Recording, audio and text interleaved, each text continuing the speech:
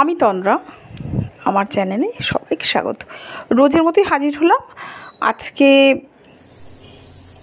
পাবদা মাছের একটা ঝাল রেসিপি শেয়ার করব। পাবদা মাছ খেতে খুবই টেস্টি এবং এই মাছের নানা রকম রেসিপি হয়। বেগুন দিয়ে পাবদা হয়, সর্ষে দিয়ে পাবদা হয়, আলু বেগুন দিয়ে কালো জিরে দিয়ে পাতলা ঝোল হয় পাবদার,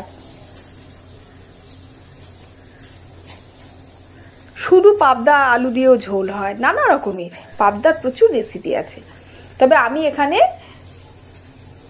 মশলাদার একটা রেসিপি এবং আলু বেগুন কিছুই দেবো না, শুধু পাবদা মাছের একটা ঝাল মশলা দিয়ে কষিয়ে একটা রেসিপি শেয়ার করলাম।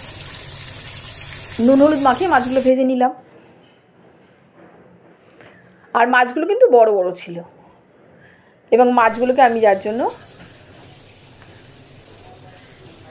একটু বেশি তেলে, ডুবু তেলে একটু ভেজে তুলেছি। তাতে হয় কি, পাবদা মাছ দিলে না খুব হয়, ফাটে। একটু বেশি তেলে দিলে সেটা এতটা ফাটে না। আর এদিকে একটা মশলা করে নিয়েছি, পেঁয়াজ, রসুন, শুকনো লঙ্কা, আদা জিরে বাটা। মাছগুলো সব ভাজা করে তুলে নিলাম। আর এদিকে মশলাটাও বেটে নিয়েছি গ্রাইন্ডারে।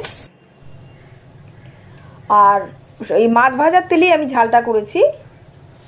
1.5 চামচ জিরে গুঁড়ো দিয়েছি আমি, কিন্তু মশলাতেও সামান্য একটু জিরে বাটা দিয়েছি, কিন্তু গুঁড়ো হিসাবেও 1.5 চামচ জিরে গুঁড়ো দিয়েছি। তার সাথে পেঁয়াজ, রসুন, আদা, শুকনো লঙ্কা বাটা দিয়ে মশলা কষিয়ে নিলাম। যতক্ষণ পর্যন্ত না মশলা তেল আলাদা হচ্ছে ততক্ষণ পর্যন্ত মশলাটা কিন্তু নাড়িয়ে নেব। এরপর এতে হলুদ, নুন, লঙ্কা গুঁড়ো সমস্ত মাপ মতো দিয়ে দিলাম। নুনটা স্বাদ মতো দিয়েছি, যেমন যার যেমন যতগুলো করবেন মাছ সেই অনুযায়ী দেবেন, বা ঝোল যতটা রাখবেন সবাই করেন, তবু আমার মতো করে আমি বলছি আর কি। আর শুকনো লঙ্কা বাটা দিয়েছি, যার জন্য ঝালের পরিমাণ খুব যেন বেশি না হয়। সামান্য লঙ্কা গুঁড়ো, নুন আর হলুদ দিয়ে কষিয়ে নিয়েছি। মশলা কিন্তু ভাজা হয়ে গেছে একদম, আর মাছও ভাজা আছে। আর আমি এইদিকে গরম জল তো করেই রাখি, যে কোনো তরকারি করার আগে আমি একটু গরম জল করে রাখি। 2 থেকে 2.5 কাপ জল দিলাম, কেন মাখো মাখো হবে মাছের ঝাল মতো।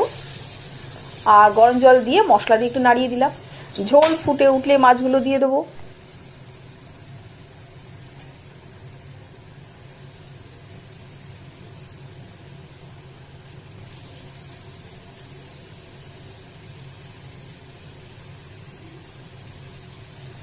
সমস্ত মাছগুলো দিয়ে ঝোলটাকে আরেকটু ফুটিয়ে নেবো। এবং এই পাবদা মাছের ঝালটা খেতে গরম গরম ভাতে একবার করে খেয়ে দেখবেন। আর শেষে দেবো ধনেপাতা, অবশ্যই ধনেপাতা, একটা গোটা 2টো কাঁচা লঙ্কা, কাঁচা লঙ্কার একটা গন্ধ থাকা খুব সুন্দর যে কোনো মাছের ঝালেই।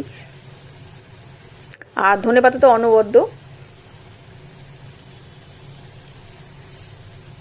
এতে আর গরম মশলা দিই না, কেননা ধনেপাতা কাঁচা লঙ্কা দিয়ে পাবদা মাছের এই ঝালটা আমি করেছি। আর মশলা পেঁয়াজ, রসুন, আদা, জিরে, শুকনো লঙ্কা বাটা, এইটাই ছিল ফাইনাল লুক। আর শেষে দিয়ে দিলাম ধনেপাতা কুচি। দুর্দান্ত স্বাদের হয়, অদ্ভুত স্বাদে। এছাড়া পাবদা মাছের যে কোনোভাবে যে ঝালই করো না কেন খেতে খুবই সুন্দর হয়। এটা শুধু মাছের ঝাল ছিল, অবশ্যই বাড়িতে একবার করবেন। রোজের মতোই হাজির হলাম। আজকে এই মাছের ঝালটা কেমন হয়েছে কমেন্টসে জানাবেন। বাড়িতে একবার করে খাবেন, খেয়ে কমেন্টসে জানাবেন। এরপরে পাবদা মাছের সর্ষে অথবা পাবদা মাছের বেগুন দিয়ে যে ঝাল, সেটাও শেয়ার করব। এইটাই ছিল ফাইনাল লুক। আজকের মতো টাটা, পরের ব্লগে আবার দেখা হবে।